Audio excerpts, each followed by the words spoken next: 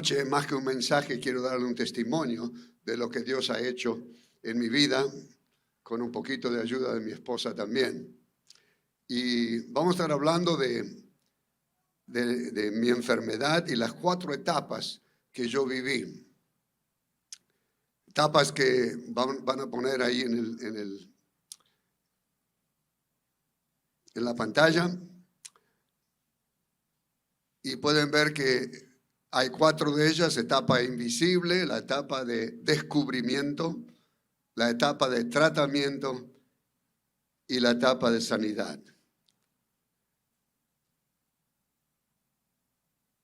Mi mamá espiritual.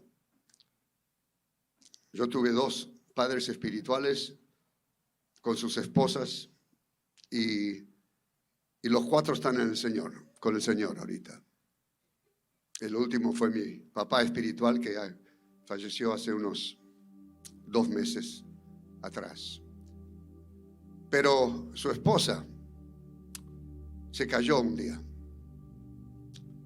y se lastimó debajo del brazo izquierdo. Y pasaron un par de semanas y las cosas se ponían peor en vez de mejor. Y eso causó que fueran a ver al doctor. Y una cosa llevó a la otra.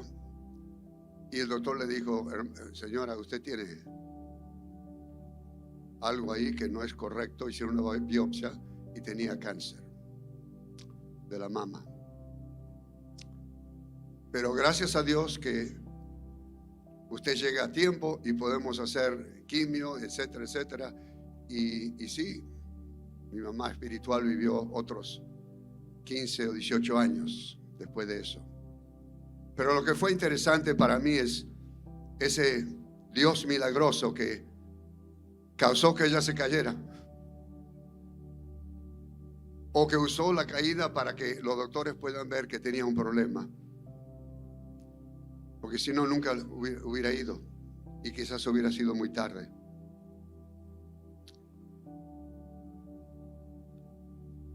En la etapa, bueno, antes de empezar con la etapa invisible, yo quería mostrarle a un peruano muy querido mío y de mi esposa. Ahí está. Digo que es peruano porque él nació en Perú y muchos de ustedes lo conocen. Creció a ser un poquito más grande que eso, pero eso es una foto que tenía y les pedí si lo podían poner ahí, porque ese muchachito fue un gozo para nosotros por 6 años. Y nunca vi un perro que ya era maduro, porque 6 años ya representa como 50 de los nuestros. Y él jugaba como si fuera un cachorrito. Él no sabía la diferencia entre chiquito y grande. Él continuaba siendo chiquito y jugaba con todo el mundo. Todos los vecinos decían: pero ¿cuándo va a crecer este perro? Hasta enero de este año, que todo de repente empezó a bajar la velocidad y bajarlo muy rápido. Y fuimos a los veterinarios y dijeron que tenía cáncer. Y bueno, él falleció hace un par de semanas atrás, antes que nosotros llegáramos aquí el domingo pasado. ¿Por qué digo esto? Porque estoy entrando en la etapa invisible, que muchas veces no tenemos síntomas. Estamos bien, no sentimos nada, no hay problema, pero algo hay adentro y comienza a dañar tus órganos, tu cuerpo. Algo existe, pero tú no lo sabes. Yo no sentía nada. Hace unos 3 años atrás salimos de aquí y yo estaba perfectamente bien, según yo. Pero luego fuimos a la iglesia un domingo a la mañana y en el camino, manejando el coche, sentía que estaba fatigado, sentía cansado, sentía que mi corazón latía tan fuerte que si lo miraba iba a ver que la camisa iba a estar haciendo esto, de tan fuerte que era. Llegamos a la iglesia y como se acostumbra, estamos parados por unos 30 minutos, ¿verdad? Alabando y adorando al Señor con cantos. Pero después de 10 minutos yo no podía quedarme parado y tuve que sentar, cosa que nunca he hecho. Saliendo del hospital, mi esposa dijo, mejor vamos a parar en el hospital para el lado de emergencia para ver qué es lo que tienes. Y era el tiempo del COVID, que habían puesto carpas afuera del hospital porque había tanta gente dentro del hospital. Pero me trataron de cualquier manera, sacaron sangre y después de unas 5 horas de estar ahí, me dijeron, no hay problema, tú estás bien, vete a la casa. Yo contento, qué bueno, falsa alarma.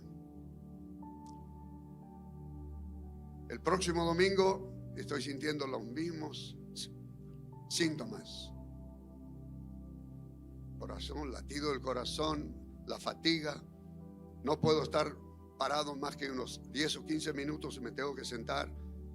En camino a la casa mi esposa dice, esta vez yo voy a entrar contigo y no voy a aceptar que todo está bien, algo está mal y tenemos que averiguar. Bueno, hicieron más exámenes y encontraron un bultito aquí en mi cuello. Y más adelante supe que era un ganglio porque mi esposa era médico, yo no. Yo ni sabía lo que era un ganglio. Pero ese ganglio estaba más grande que los demás. Algo estaba sucediendo en mi cuerpo. Y yo quiero decirles esta noche que así es el pecado. Que de manera muy silenciosa, de manera muy sutil, viene entrando al cuerpo y empieza a carcomer, a infectar, a destrozar, no solamente donde está, pero todo alrededor. No nos damos cuenta muchas veces del peligro que tenemos, del tentador que quiere que caigamos. En el principio del libro de la Biblia, en Génesis, Dios creó al hombre y dice la palabra que lo puso en el huerto de Edén para que lo labrara y lo guardase. Y mandó Jehová Dios al hombre diciendo, de todo árbol del huerto podrás comer, mas del árbol de la ciencia del bien y del mal no comerás, porque el día que de él comieres, ciertamente morirás. Más adelante, en el capítulo 3, podemos ver ahí el verso 1, donde dice, pero la serpiente era astuta, más que todos los animales del campo que Jehová Dios había hecho, la cual dijo a la mujer, ¿con que Dios os ha dicho, no comáis de todo árbol del huerto? Empieza con una mentira. Dios nunca dijo eso. Pero empieza el diálogo. Y muchas veces alguien quiere empezar un diálogo para hacernos caer en el foso, hacernos caer en la tentación. Y nosotros tenemos que ser astutos también y darnos cuenta de dónde estamos siendo tentados. La serpiente dice, ¿con que Dios os ha dicho, no comáis de todo árbol del huerto? Y la mujer respondió a la serpiente, no, del fruto de los árboles del huerto podemos comer, pero del fruto del árbol que está en medio del huerto, dijo Dios, no comeréis de él, ni lo tocaréis para que no muráis. Entonces la serpiente dijo a la mujer: no vas a morir, sino que sabe Dios que el día que comáis de él, serán abiertos vuestros ojos y seréis como Dios, sabiendo el bien y el mal. Y vio la mujer que el árbol era bueno para comer y que era agradable a los ojos, la tentación, y árbol codiciable para alcanzar la sabiduría, otra tentación. Dios dijo: no lo toques, pero la serpiente dijo: sí, vas a ser como Dios. Entonces, la codicia es un pecado. Y tomó de su fruto y comió, y dio también a su marido, el cual comió así como ella.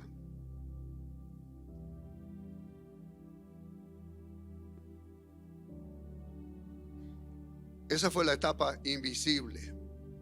Después viene la etapa de descubrimiento. Cuando vieron que tenía un globito aquí, dijeron: tenemos que hacer una biopsia. Planificaron la biopsia una semana más tarde, y después, una semana después de la biopsia, vienen los resultados. Me llaman por teléfono y me dicen: señor Pistone, usted tiene un cáncer maligno en los ganglios, pero quiero que sepa que ese no es el primario. Ustedes me imagino que saben que en todo cáncer siempre hay un primario. Es el que manda el veneno al resto del cuerpo. Y si uno quiere tratar el cáncer, tiene que tratar con la raíz del cáncer, que es el primario. El ganglio tiene cáncer, pero no sabemos dónde está el primario. Y basado en dónde está, creemos que puede ser en tu boca. Pero no lo podemos ver en los resultados. Y no es fuera de normal, porque se esconde también detrás de la angina, de las amígdalas, que muchas veces no se pueden ver. O sea que lo que vamos a tener que hacer es operar en tu boca y quitarte las amígdalas, quitarte esto, quitarte aquello, hasta que encontremos el primario. Bueno, está bien. Entré y me dijeron también que iba a ser una operación robótica, porque la mano del cirujano no puede entrar en la boca, y mucho menos mirar. Entonces tenía que ser algo robótico, que con máquinas están haciendo eso. Yo obviamente estaba dormido. Cuando me desperté, estaba en la sala de recuperación y me dijeron, cuando volví a mis sentidos, que no me habían quitado nada, que habían comenzado a ver todo y encontraron el primario. Era como un granito de arroz, muy chiquitito, pero estaba haciendo mucho daño, y que con quimioterapia y con radiación ellos creían que se podía tratar el asunto. Bueno, muy bien. Entonces ahora lo que quedaba era la operación de mi cuello, para que quiten ese ganglio que estaba con cáncer. Lo que no sabía es que cuando operaron, quitaron 28 ganglios. La operación fue desde mi oído hasta mi garganta. Tuvieron que abrir todo eso, quitaron 28 ganglios, y 9 eran malignos, no 1. O sea que obviamente tuve que entrar en quimioterapia y radiación. Pero yo en ese momento me sentía tan fuerte que pensaba que, bueno, si hay que hacer radiación o quimioterapia, yo voy, y después de eso voy al trabajo.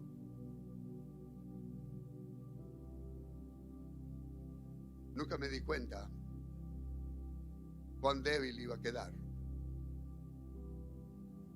cuando ese tratamiento iba a empezar. Y una vez más lo aplico a nuestras vidas. Uno cree que puede. Uno cree que puede jugar con un pecado, con algo que sabe que no está bien. Total que lo goza un día y después, chao, ya no más. No se da cuenta que al poco tiempo es un adicto, es un esclavo de ese pecado. Puede ser pornografía, puede ser fornicación, adulterio, robo, mentira, sea lo que sea. El enemigo es muy astuto y él quiere que tú seas un esclavo de él. Bueno, entramos en la tercera etapa, la etapa de tratamiento. Quimioterapia y radiación. Por 7 semanas, todos los días radiación y por lo menos una vez por semana quimioterapia. Y ustedes saben que ese tratamiento es un veneno también.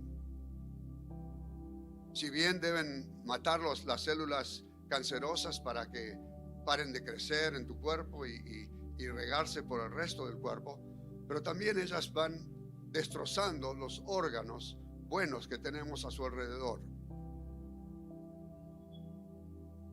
Y este tratamiento causó 3 complicaciones para mí. Primero, acabó con todas mis defensas y quemó toda mi garganta porque tenían que poner radiación. Tuve que tener ¿cómo lo llaman? Una máscara especial que hacen para el cuerpo y es bastante dificultoso pasar por todo eso, pero lo más fuerte es la radiación que te va quemando toda la garganta donde están aplicándolo.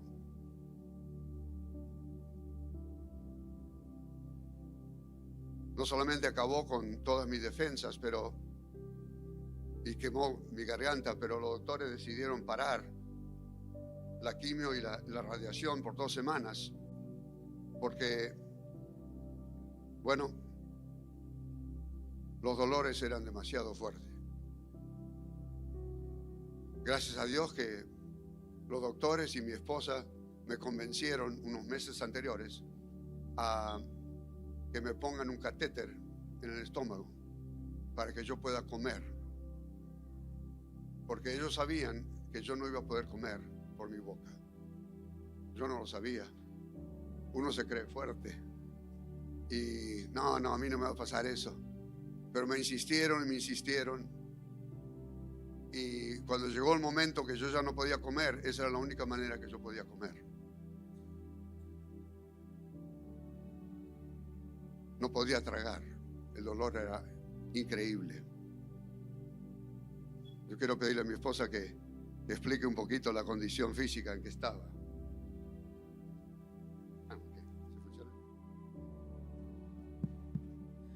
Primero que nada, buenas noches, Dios los bendiga. Es una bendición y un placer estar aquí de vuelta después de 3 años. Y quiero decirles que el primer año fue COVID, pero los otros 2 años no fue que el pastor abandonó sus ovejas, fue que el pastor estaba luchando por su vida con esta enfermedad. Y gracias a Dios por el pastor Gidel, que aguantó el toro por los cuernos. Y estoy hablando no que ustedes son toros, sino que es difícil estar sosteniendo una iglesia en plena pandemia y después pandemia más el pastor con cáncer. En esta primera fase que él está mencionando, ahora les vamos a mostrar unas fotos. Las radiaciones le quemaron en 2 semanas toda la garganta. Si ustedes han visto quemaduras de piel de 3er grado, eso era lo que Pablo tenía en todas las amígdalas, en la lengua, en la parte de atrás. Quemaron todas sus glándulas que producen saliva, quemaron todas sus papilas que gustan salado, dulce, amargo, y lo único que tenía era costras, que tuve que traer un aparato del hospital para succionar las costras, para succionar las secreciones. Y entonces hubo que empezar a alimentarlo por la sonda gástrica, con bolos programados cada 2 horas, cada 4 horas, toda la noche, había que estar ahí al lado de él, en una colchoneta al lado de su cama, porque él no podía ya comer. Lo más grave en esta primera parte, porque él estuvo 3 veces a punto de fallecer, y en esta primera parte que él menciona, en 2 semanas y media, 3 de estar todos los días en radiación, la quimioterapia era un día, pero eran 8 horas sentado con una máquina metiéndole quimioterapia. Sus defensas bajaron a tal punto que ellos no pensaban que le iba a aguantar el resto de la quimio. Hay una cosa que se llaman las plaquetas en sangre, que son esos órganos que están peleando por nosotros y que coagulan la sangre. Y normalmente las plaquetas son de 150,000 a 450,000 el valor normal. Pablo, después de las 2 primeras semanas, las tenía en 60,000. No tenía cómo defenderse. Pero no solamente eso, sino que sus glóbulos blancos, que normalmente son de 5,000 a 10,000 y que son los que cuando tenemos gripe o cuando tenemos infecciones pelean por nosotros, Pablo los tenía entre 1,800 y 2,000. No tenía nada de defensas. Y la hemoglobina se vino al piso. En él siempre ha tenido la hemoglobina en 17 y en esa oportunidad la bajó a 8 en esas primeras semanas. Y entonces él se debilitó en 2 semanas a tal punto que yo tenía que andar con él en silla de ruedas. Y después de esas 2 semanas el doctor dijo, vamos a parar 15 días porque no va a resistir. Esa fue la primera vez que la muerte estaba tocando a la puerta.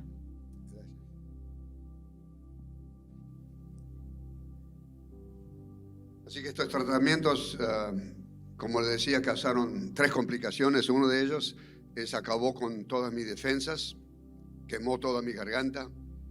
La segunda es, los doctores recomendaron, por el terrible dolor que tenía, que ni podía tragar saliva, de tan fuerte que era el dolor, recomendaron que me dieran morfina. Nada sabíamos nosotros que yo era alérgico a la morfina. Entonces lo tomé y no recuerdo cuánto tiempo más tarde, unas horas, minutos, no me acuerdo cuánto, pero recuerdo solamente que fui al baño y después, la próxima vez que me acuerdo, estaba en el hospital. Pero yo caí en el baño y mi esposa, como pudo, me sacó de ahí y llamó a la ambulancia, a los bomberos y me llevaron para allá.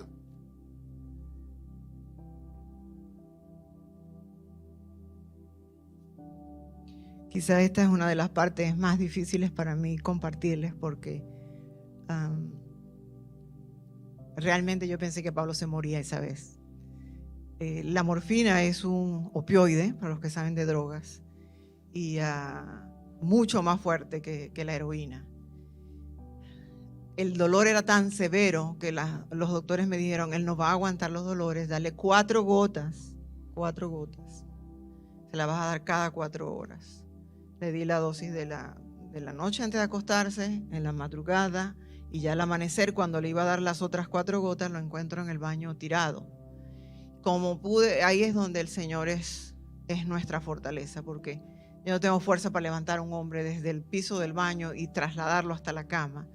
Y él estaba inconsciente, estaba con la presión en 225, 130.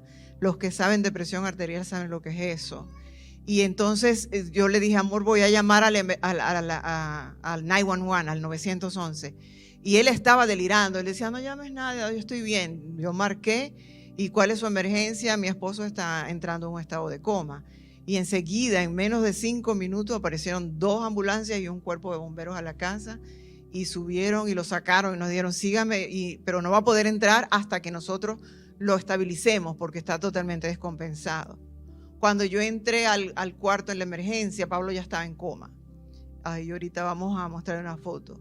Y cuando yo vi sus ojos y su respiración, los que hemos sido médicos por años y hemos visto incluso pacientes morir, sabemos, hay un tipo de respiración específica que es justo premortem. Faltan pocas horas para que el paciente muera. Y Pablo estaba con esa respiración y con su rostro, con sus ojos, que me recordaban a mi mamá cuando estaba en esa fase ya, esa última noche que partió. Pero yo entro a la habitación y el médico residente de la emergencia me dice, señora Pistone, para que firme aquí que vamos a meter a su esposo a quirófano porque tiene un derrame pleural y tenemos que drenarlo. Le dije, yo no te voy a firmar nada, muéstrame la rayos X. No, pero es que si no se va a morir, tú lo vas a matar. Tú le has visto cómo están sus defensas. No voy a firmar nada, llámame al jefe de emergencia y yo quiero ver la tomografía. Él sale y enseguida viene una doctora cirujana. ¿Dónde está la señora Pistone? Mire que tenemos que hacer otra cirugía a su esposo porque sus intestinos tienen aire en la pared del intestino y tenemos que cortar 6 metros de intestino y dejarlos con una colostomía. Y yo le dije, en la vida lo vas a hacer. No, yo me opongo. Pero es que se va a morir. Yo quiero hablar con el jefe de cirugía. Entonces, una de las enfermeras le dijo, la esposa del paciente es médico. Ah, ¿usted es médico? Sí, yo soy médico. Era en Venezuela. Y me dijo, bueno, voy a hablar con el jefe de cirugía. Ella se fue y yo estaba, hermano, orando en esa habitación, clamando a Dios alrededor de mi esposo. Y al rato llega la doctora a la media hora, la residente de cirugía, y me dice, señora Pistone, tienes razón, hablé con el jefe de cirugía. Y lo primero que me preguntó es si el paciente estaba en quimioterapia, y le dije que sí. Y estas son las palabras de mi jefe: ni se te ocurra tocarlo porque lo matas, lo dejas en la cama del quirófano. Y entonces yo dije, gracias, Señor. Yo digo, oye, ¿cómo se te ocurre a ti? ¿Tú no piensas? Y ella me dice, ¿y tú dijiste gracias, Señor, porque eres cristiana? Y digo, yo soy cristiana. Y él es pastor, él es misionero. Ay, yo también soy cristiana. Y yo lloré y le dije, pero bueno, tú conviértete entonces. ¿Cómo vas a estar matando gente así por así? Tienes que pensar. Y entonces ella se avergonzó mucho. Y ella está allí. Y enseguida viene un doctor asiático, un chino, diciendo, señora Pistone, ¿dónde está la doctora Pistone? Y yo le digo, yo soy la señora Pistone. Me dijeron que usted es doctora, quiero que venga conmigo al departamento para ver las imágenes de tomografía de su esposo. ¿Usted ha visto tomografía? Yo digo, claro que sí. Entonces puede hacer el diagnóstico. Hace años que no estoy viendo radiología. Venga que se va a acordar, siéntese a mi lado. Yo le voy a mostrar todos los cortes de tomografía de los pulmones de su esposo. Cuando usted vea la neumonía, usted dígame, ok. Y mostró uno, otro, y terminó. Y le dije, yo no vi nada. Exacto, porque no hay nada. Eso es tan loco, no les haga caso. Usted tiene razón. Él no tiene neumonía, no tiene derrame pleural. Él tiene una intoxicación por el opioide. Y lo que no sabía ni usted ni nadie es que él es alérgico a la morfina. Entonces tiene una encefalopatía, o sea que el cerebro se hinchó por opioide. Y está en estado de coma por eso. Entonces, nuestra prioridad, y todo lo demás es efecto de eso, nuestra prioridad es internarlo para desintoxicarlo, para sacarlo de coma. Yo no hacía más que llorar y alabar al Señor. Porque solamente Dios nos da la fortaleza y la sabiduría en esos momentos. 6 días estuvo Pablo en coma, 6 días, con todo tipo de tratamientos para depurarlo. Y a los 6 días, él abre los ojos y me dice, amor, ¿dónde estoy? En el hospital. Ah, una cosa que me faltaba, cuando él estaba en coma, él llamaba a su hijo mayor, que se llama Peter.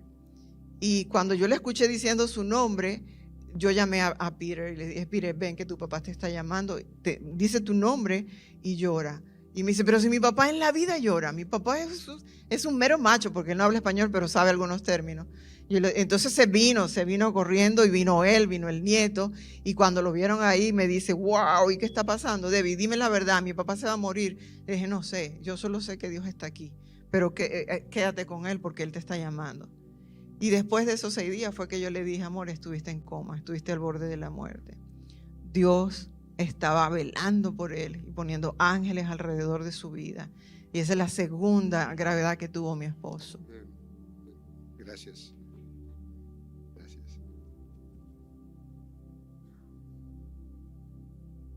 En esta etapa de tratamiento, como les dije, había 3 cosas. Una era que todas mis defensas habían caído. La segunda es la situación con la morfina, que me llevó a estar en coma. Y después, el día que completé el tratamiento de radiación, de quimio y de radiación, es la costumbre allá a la salida de la clínica de tocar una campanita. Hay muchos que están ahí sentados, no tanto como ustedes aquí, pero hay unos 15 o 20 que están todos con cáncer. Y cuando escuchamos la campanita quiere decir que alguien terminó su tratamiento y todos aplauden y están contentos. Bueno, llegó el día que yo pude tocar esa campanita. Y de ahí tenía que ir a una cita con el oncólogo. Cuando llego ahí, me dan la mala noticia que tenía una falla renal total y que tenía que internarme de emergencia en el hospital. Como dicen por ahí, salía de Guatemala y me metí en Guatepeor.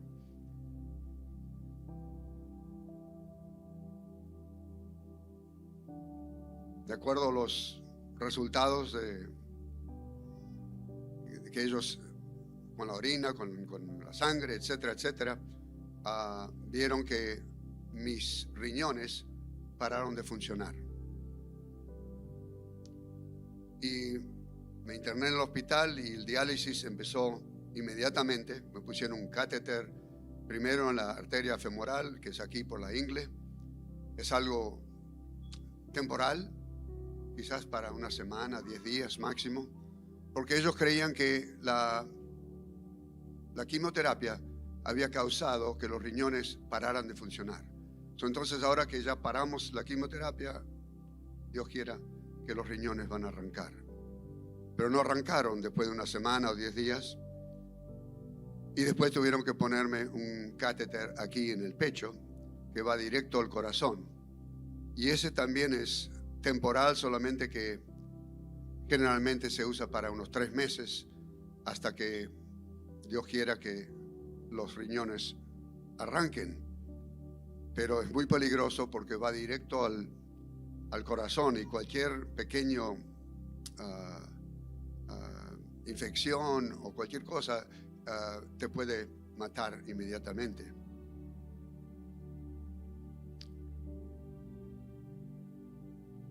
Al salir del hospital me tocaba ir a la clínica para diálisis 3 veces por semana. Cada vez que estaba ahí eran 4 horas. Para aquellos que no saben lo que es el diálisis, es una máquina que han inventado que hace el trabajo de los riñones. Los riñones filtran tu sangre y limpian tu sangre. Y eso es lo que están haciendo. Como los riñones no funcionan, si no está en la máquina de diálisis te mueres por todos los tóxicos que existen. Entonces tienen esta máquina que uno se conecta y mi sangre sale a la máquina, podemos decir se lava y vuelve de vuelta a mi cuerpo. Durante ese tiempo mis resultados de sangre iban cada vez peor y tuvieron que hacer 6 transfusiones de sangre porque yo me estaba quedando sin sangre. Pasaron las semanas y tanto las enfermeras como los doctores comenzaron a ser negativo en cuanto a mi recuperación. Me decían que los riñones no estaban volviendo a normal y incluso unos meses más tarde me dijeron que por la edad que yo tenía, por el tiempo que ya había pasado desde que comenzó el problema con los riñones, porque ellos le dan como 3 meses más o menos y calculan que en esos primeros 3 meses los riñones van a volver. Si pasan los 3 meses podría ser, pero ya el porcentaje baja a quizás un 10% que va a volver, un 90% que no van a volver. Y después de un año o año y medio era, ya habían perdido toda esperanza. Nosotros continuamos orando y yo sé que ustedes estaban orando, por lo cual le doy una vez más gracias, y no solamente ustedes, pero muchos otros que conocemos estaban orando por nosotros. Y de alguna manera yo seguía con esperanzas que el Señor iba a hacer un milagro. No permitía que esa negatividad de parte de los médicos y las enfermeras me tumbaran. Un día que me tocó ir a la clínica, me sorprendí en que la enfermera dice: aquí hay un papel con la lista de 25 clínicas. Nosotros, esta clínica va a cerrar en 2 semanas. O sea que usted tiene que elegir a qué clínica va a ir, porque nosotros no vamos a funcionar ya más. Y bueno, se lo mostré a mi esposa y hablamos, y yo elegí el que estaba más cerca de la casa, porque ella tenía que llevarme y traerme, y la pobre estaba bastante atareada con todas las cosas que tenía, y yo no podía caminar, me recostaba encima de ella al caminar, porque no podía dar de aquí hasta esa pared, no podía caminar correctamente. Cuando fuimos a esa clínica que estaba cerca de la casa, encontramos que ellos eran tan negativos como el que estaba antes, el que estaba saliendo. Ellos también dijeron no, y no sé por qué, pero no nos gustó, y mi esposa agarró ese papelito de nuevo y se puso a mirar y a llamar y a hablar. Y bueno, voy a dejar que ella continúe.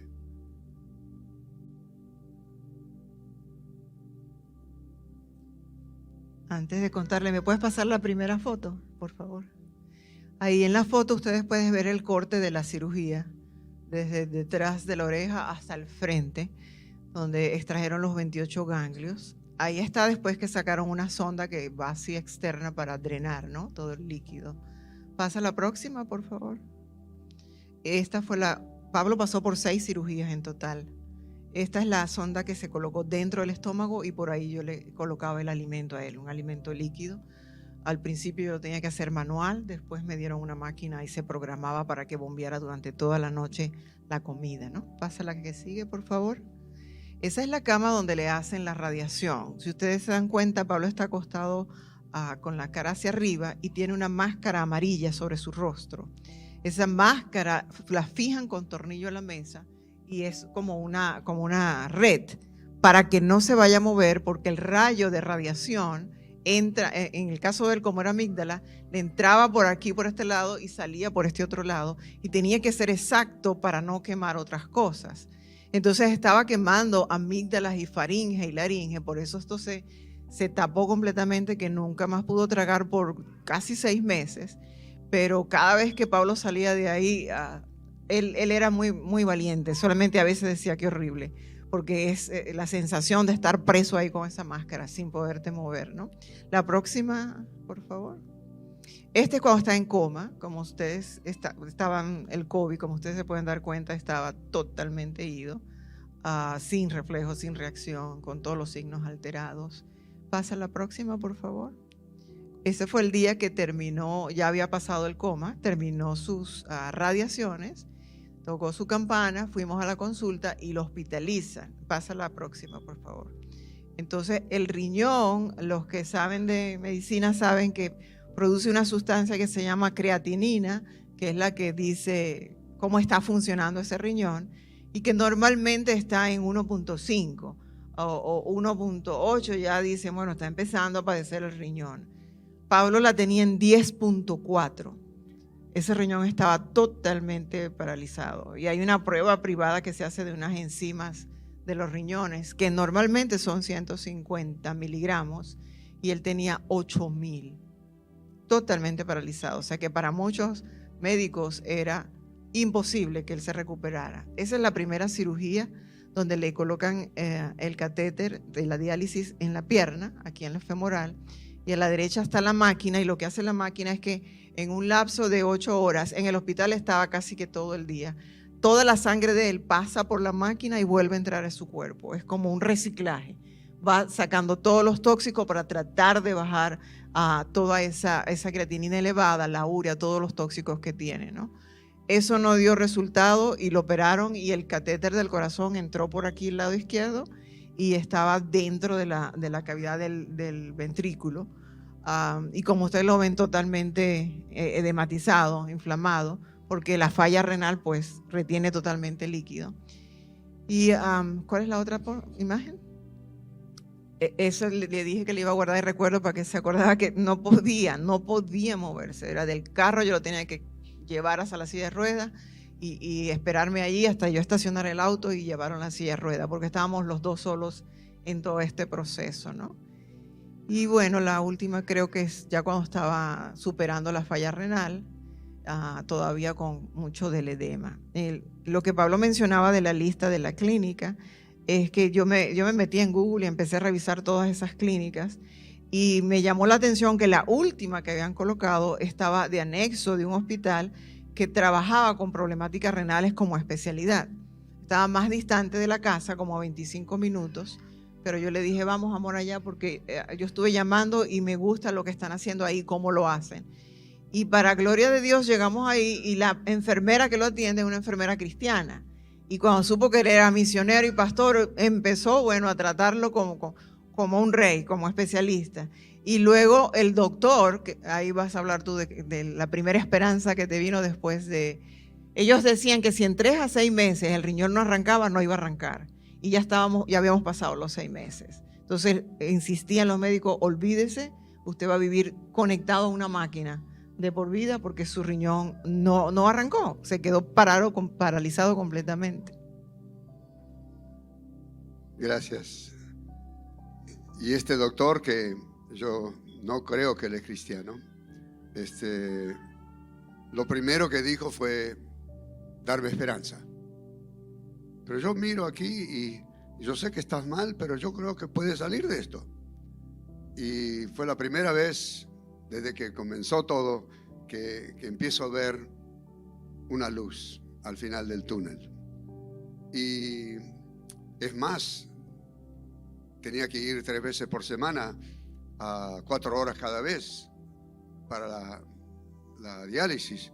Y él me dijo, después de un par de semanas, me dice, creo que lo vamos a bajar a una vez por semana en vez de 3.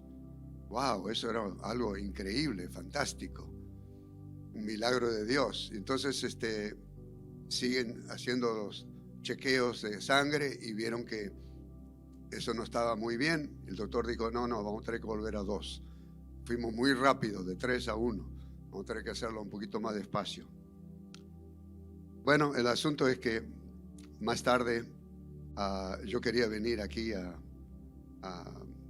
Perú y me dijeron que había una manera de hacer diálisis que lo llaman peritoneal.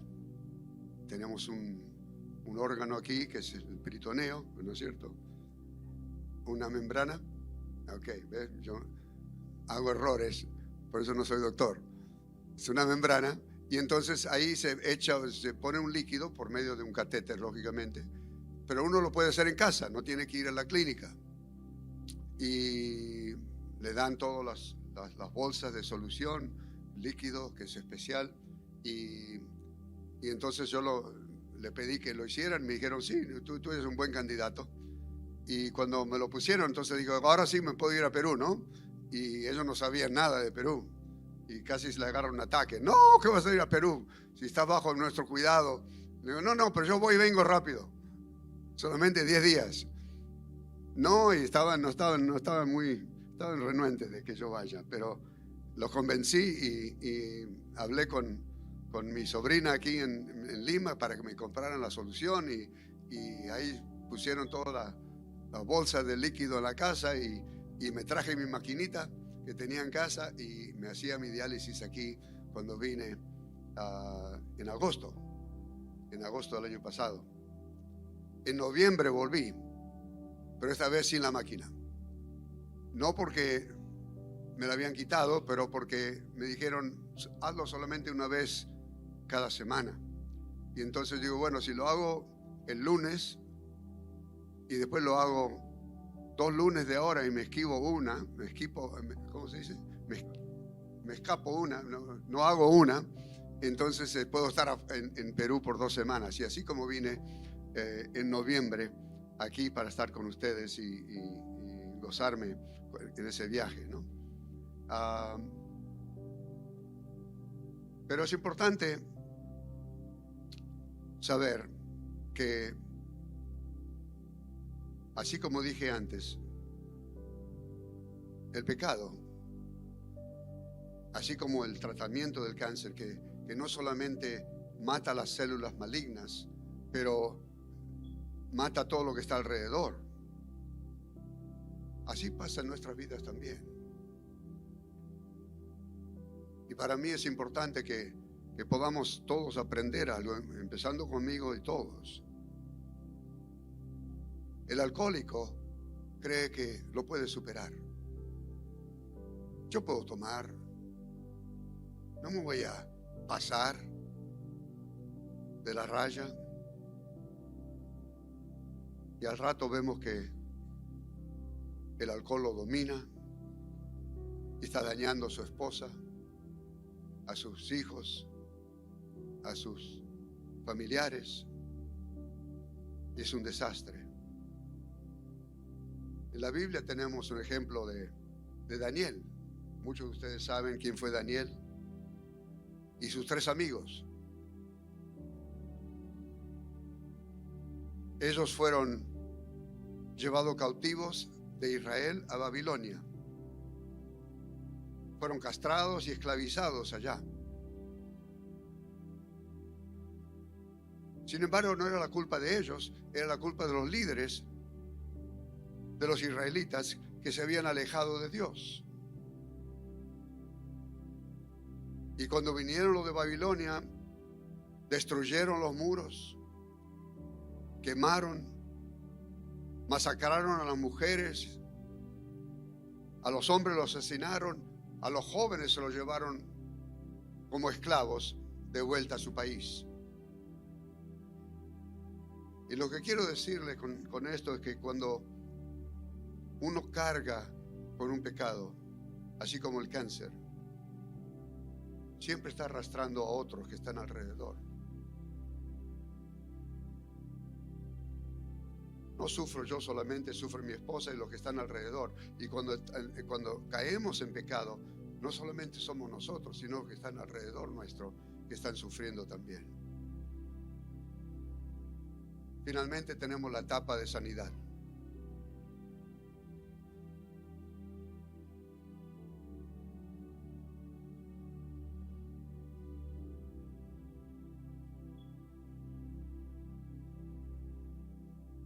Como les dije, vine en agosto y después en noviembre y ya las cosas estaban mejorando.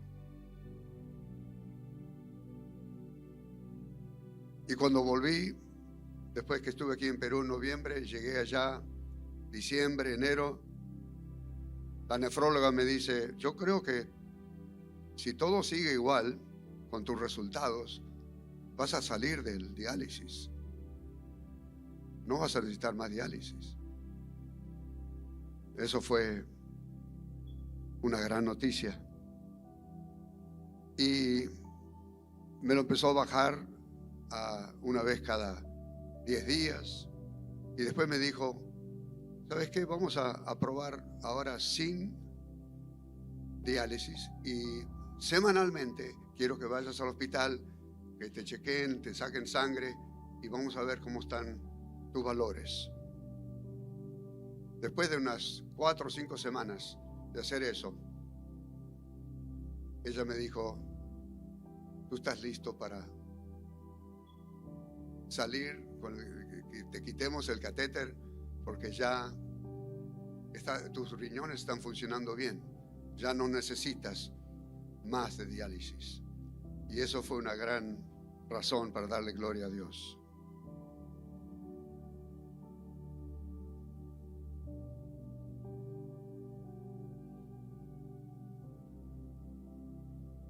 Me pidió que vaya a ver a un doctor,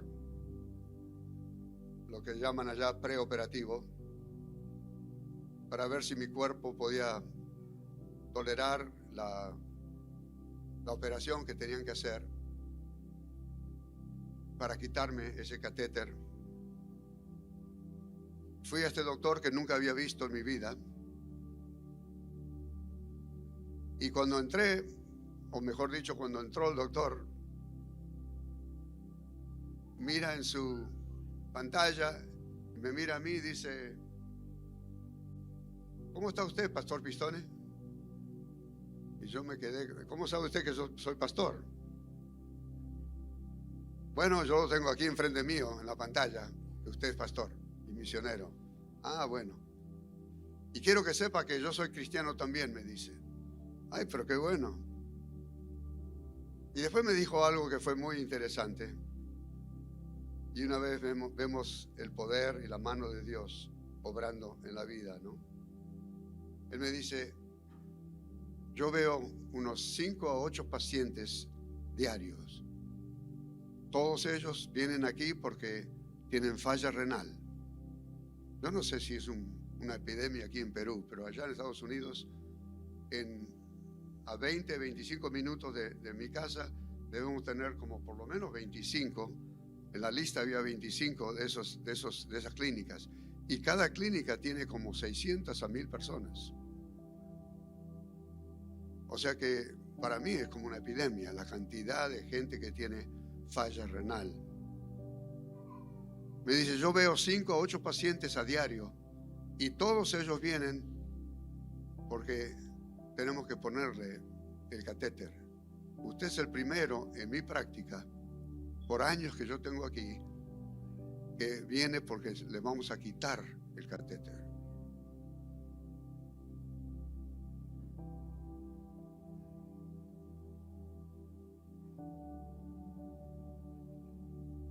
Solo un milagro de Dios puede hacer eso. Después de todo ese tiempo,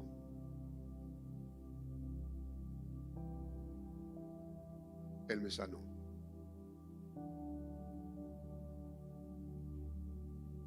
Hice mis chequeos, ya van 2 de ellos de cáncer, porque lo quieren hacer por 5 años y no hay rastro de cáncer. Y gracias a Dios los riñones están trabajando bien y todo sigue bien.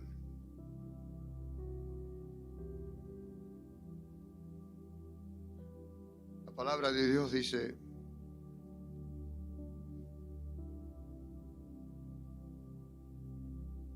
mira que te mando que te esfuerces y seas valiente. No temas ni desmayes, porque Jehová tu Dios estará contigo en donde quiera que vayas.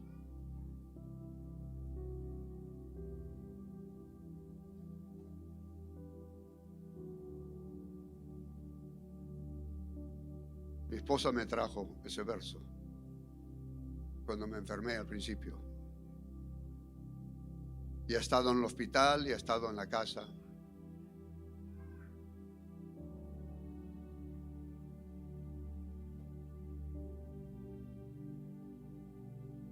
Yo creo que ella tenía algo que decir sobre eso.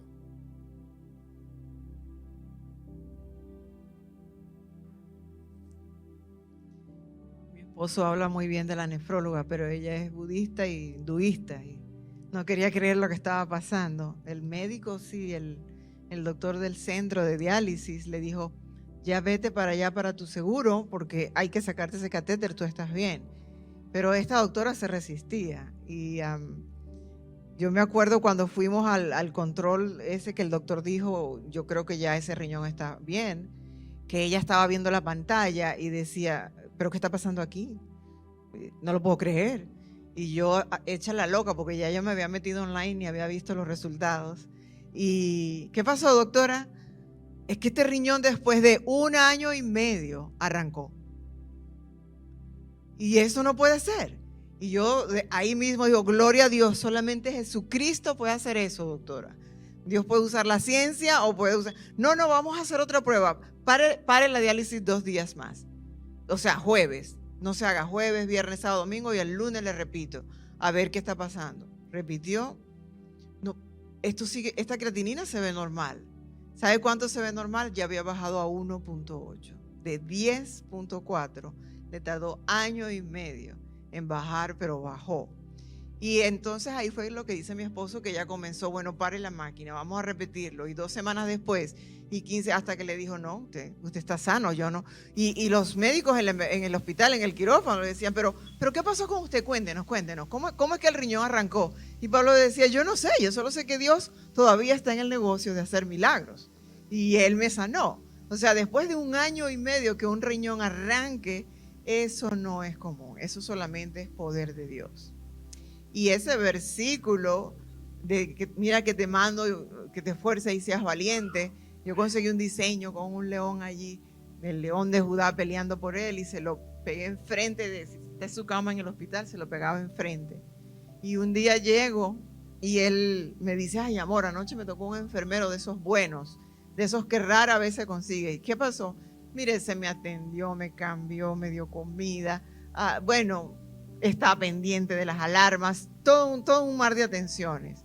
Y en ese momento el enfermero entra, ¿no? Y yo le digo, ay, gracias por cuidar a mi esposo, está muy contento contigo.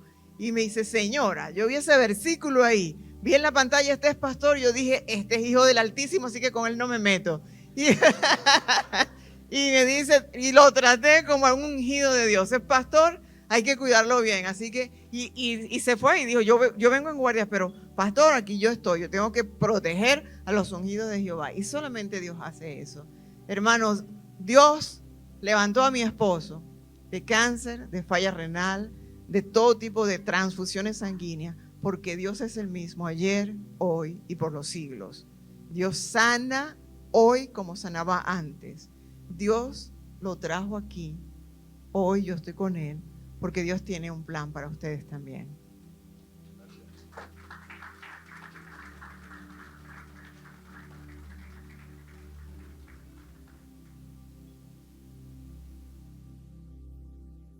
Tristemente no todos llegamos a vivir para agradecer a Dios, como es mi caso.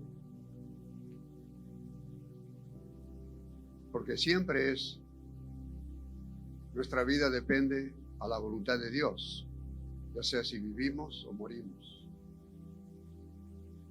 Pero yo creo que hay 2 cosas que son muy importantes saber. Número 1, que Él está con nosotros a todo tiempo. Cuando estamos en el pico de la montaña, cuando todo está viento en popa, pero también está en el valle, especialmente el valle de la muerte. Él está con nosotros. Él no se desaparece. El que se desaparece somos nosotros. Y la segunda cosa es que Él espera que mantengamos la fe. Que mantengamos la fe. Me da tanto gusto estar de vuelta. El domingo pasado estuve aquí y a la noche, porque llegamos a mediodía, y hoy incluso veo más caras nuevas y gente que conozco, y me da tanto gusto que ustedes puedan continuar siendo fieles, porque Él cuida a sus hijos. El Señor cuida. Esta mañana estaba con nosotros, me dio una tremenda sorpresa, el hermano Mauro Guerra, que muchos de ustedes conocen. Ha estado en Lima por bastante tiempo y él ha sufrido el cáncer también y está todavía en tratamiento.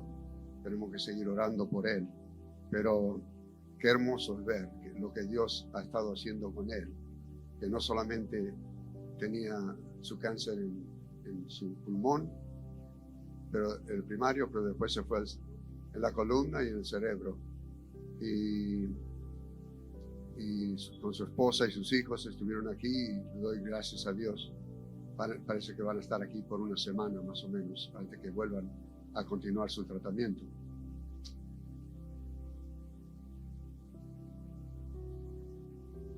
Cuando cantamos Dios es bueno, Dios es milagroso, todo de repente tiene un nuevo sentido cuando el Señor hace algo en tu vida, cuando lo viste en carne propia.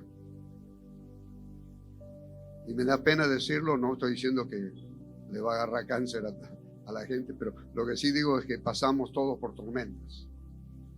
Todos pasamos por tormentas. Ya sea en nuestra vida, en la vida de una madre, de un padre, de un hijo. Si estamos aferrados al Señor, es algo muy hermoso, porque Él te acompaña durante esos momentos tan difíciles. Si tienes a Cristo en tu corazón, Él te da paz en medio de la tormenta.